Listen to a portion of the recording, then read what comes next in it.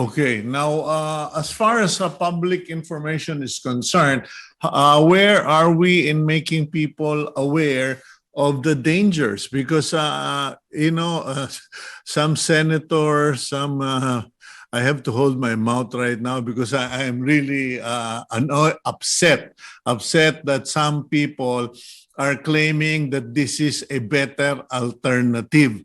How can this possibly be a better alternative when you can actually increase the dosage of your nicotine? Kumbaga, nasa sayo na kung gusto mo mag-overdose ka sa nicotine, unlike tobacco na you can only get so much before you pass out. Yeah, I think we have to also double up, no, in terms of really informing the public about the harms, no, of these vape products. I think that is something that is already being done by many medical organizations as well as the Department of Health. But Sito, these past 2 years, probably we have not been too keen or too active, no, in disseminating the information because of the pandemic. And that is another reason why we really feel so upset about this, because while we are so busy fighting the pandemic, saving the lives of our people, here comes this bill that is being discussed and then passed into law by Congress. So I think parang it's like a thief in the midnight, ano. Excuse me for that, ano. But parang ganon, ano. Kaya parang andyan na lang basta before we know it, it's already passed by both houses, no, of Congress. At that particular time, we felt, no, that passing a regulation on vape bill is not necessary. Why? Because there is already an existing law regulating these products. So why are they in so much in a hurry to pass another law? But this time, no, this bill is basically deregulating rather than really putting on stricter regulations. Hindi ganon eh. Not stricter regulations to protect the health of the people. Kung hindi din it is more of deregulation.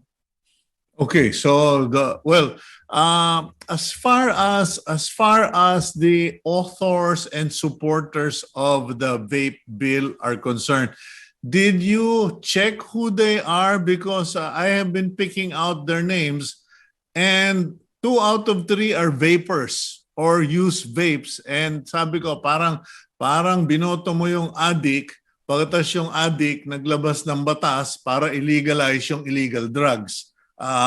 Same thing with vapes. Some people, not all of them, but some of them are actually who are supporting the vape bill are actually politicians who use vape. Yeah, sa Senate, the primary mover there is Senator Recto. So we know that Senator Recto, I think, if I'm not mistaken, and I think I am right, he uses vape. Okay. And did you speak to them, or were they adamant to sabagay, I mean, mahirap talaga parahin yung tao pag na-enjoy nila. But did you ever reach out to these people like Wes Gatchalian, Senator Recto, and all the smokers in the Senate and in Congress? Kasi may mga may mga clean living daw diyan sa Senado, pero alam ko nagsisigarilyo eh. Yes, Sito, actually we tried reaching out, no, even trying to give them information, because that's the only way, that's the only thing that we can do. Give them the proper information, the scientific evidence, no, about vaping.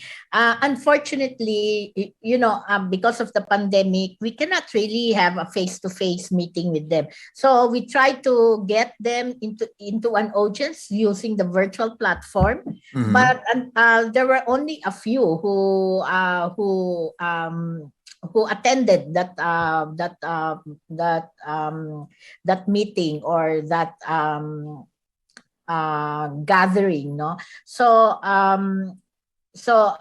it's difficult really during the pandemic to push or to make them see the evidences. But during the Okay. public hearing, Sito, we were also there. We presented the evidence, but unfortunately, mukhang hindi nila pinakinggan yung mga sinasabi naming mga medical organizations. Kaming lahat ng mga doktor na naroroon. Ang pinaniwalaan nila with are few mga, I think there's only one doctor there who is pro vaping kasi ano daw siya, anti-smoking, no? Kaya nag-pro vaping na siya. But majority are all. But how true is that, Dr. Limpin? I mean, you have lost loved ones, you have been a victim of cigarette, tobacco, etc., and you have dedicated so much of your life into the anti-tobacco campaign, etc. But how true is that na yung vaping mas magaan daw kaysa sa paninigarilyo, or is a healthier choice than cigarette smoking? But it's not true. Definitely it's not true, because now there is growing evidence that vape is harmful, that it is not safe. Number one, it contains almost the same chemicals that we see with cigarette smoking. So if you look at if you examine the chemicals in vape smoke and compare it with the cigarette smoke, it's basically almost the same. Number two, included in those chemicals are cancer-causing agents. So definitely, if you have cancer-causing agents, then definitely you are at risk for getting cancer.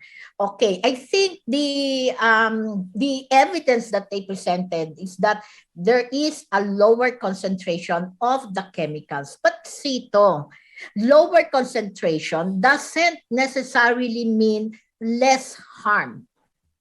No, they have not actually shown any scientific evidence that will show to us that it is not harmful.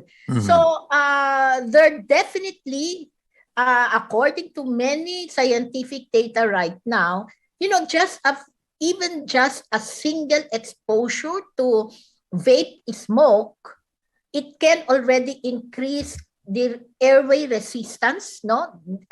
So nahihirapan kumikipot yung daluyan ng hangin sa baga. It also have shown, no, with single exposure, there is stiffening of the blood vessels, no? So ibig sabihin, it can affect any part of the organs, particularly the heart, and definitely it will have an effect on the lungs. And remember, Sito, no, in the US, there were more than almost 3,000 people who were admitted in the hospitals. 68 of them died because of the use of e-cigarettes. Ang mahirap kasi, Sito, no, dito sa e-cigarettes na ito, you can actually put in not just yung e-liquids, no, that they usually use, but they can also put in other addictive substance like marijuana. Also, and who will be able to know na may kasamang marijuana doon sa vaping machine, yung electronic device nila?